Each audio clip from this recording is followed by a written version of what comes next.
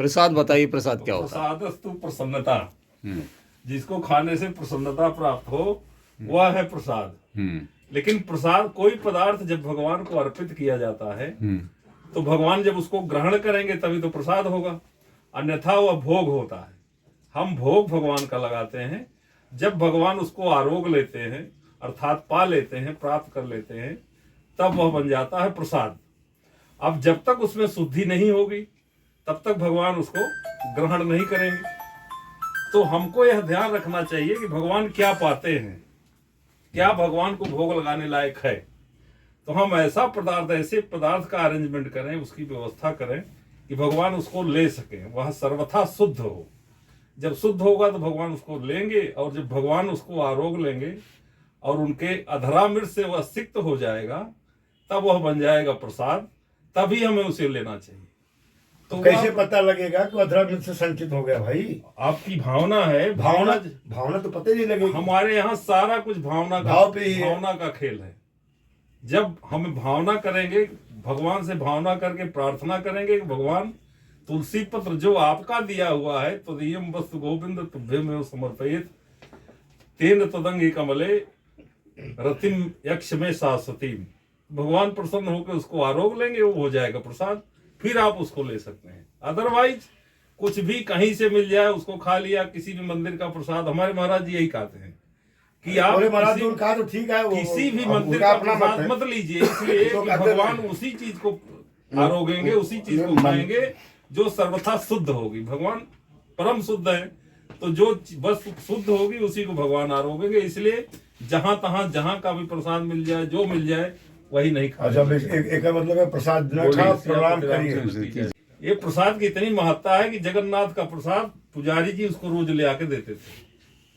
एक दिन वह चौसर खेलने में इतना मस्त था, भक्तमाल की ही कथा है। नहीं, इसमें थोड़ा सा इसमें सुनना पड़े तो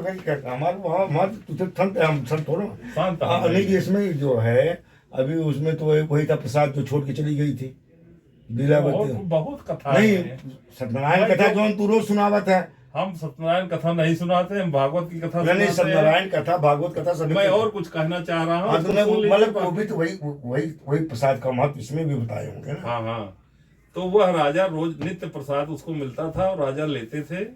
एक दिन पुजारी जी जगन्नाथ जी का प्रसाद लेके आए और चौसर खेलने में इतने निमग्न थे कि उन्होंने कहा रख दीजिए,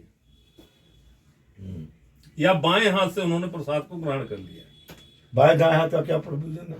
अरे बायां हाथ तो हमारा अशुद्ध माना, हरदम अशुद्ध, इसलिए उससे शुद्धि की जाती है ना, इसलिए अशुद्ध उसको कहा जा सकता है। बाद में जब उनको ध्यान आया कि मैंने प्रसाद की अवहेलना की, उसका सत्कार नहीं किया, तब उनको बड़ी ग्लानि हुई।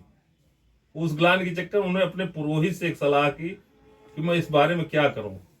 उन्होंने कहा महाराज प्रायश्चित कीजिए। प्रायश्चित में उन्होंने स्वयं उसका निर्धारण किया और अपने मंत्री को एक दिन कहा कि मैं जब सोता हूं तो कोई व्यक्ति आके मेरी खिड़की में हाथ डाल देता है अपना, और मुझे लगता है कि कोई भूत आ गया, मैं उससे बहुत चिंतित होता हूँ। रात में मेरी नींद हराम हो जाती है, मैं नींद नहीं मुझे आती है। ऐसा कीजिए। तो मंत्री ने कहा महाराज एक दिन ऐसा कीजिए, आप सोते रहें, मैं वहीं आपके खिड़की के पास रहूंगा, जब वो भूत आएगा अपना हाथ डालेगा आपको डराने के लिए, तो मैं उसका हाथ काट दूंगा। अच्छा। पकड़ नहीं लूंगा बल्कि काट दूंगा। तो उन्होंने कहा ठीक है। मंत्री जी को अपने कमरे में कर दिया और बाहर स्वयं आ गए, यह सोचते हुए कि वह हाथ जिसने प्रसाद की अवहेलना की है उसको नहीं रहना चाहिए। तो उन्होंने अपने हाथ को उस खिड़की में डाला, और मंत्री चूंकि उसको यह समझाया गया था कि वो हाथ डालता है, हड़बड़ाहट करता है, इसलिए मैं डर जाता हूं, तो मंत्री ने उस हाथ को काट दिया, समझकर कि वो भूत का हाथ।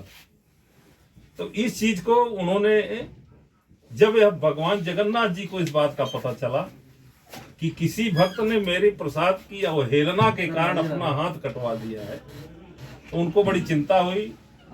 और जब वे दर्शन करने गए तो उन्होंने इनके भाव को देखकर इनका हाथ फिर से आ गया, जुड़ गया। हाँ, और वह जो हाथ कटा हुआ था उसको उन्होंने कहा कि इसको गड़वा दीजिए, और जो दौना नहीं होता है, दौना जो महकने वाली पत्ती नहीं आती फूलों में, दौना, अच्छा, वो अगर ध्यान हो, ध्यान नहीं आता। उसी कहते हैं कि वह जो हाथ गाड़ा गया था वही उससे दौना। दौना प्रकट हो। उत्पन्न हुआ। हाँ।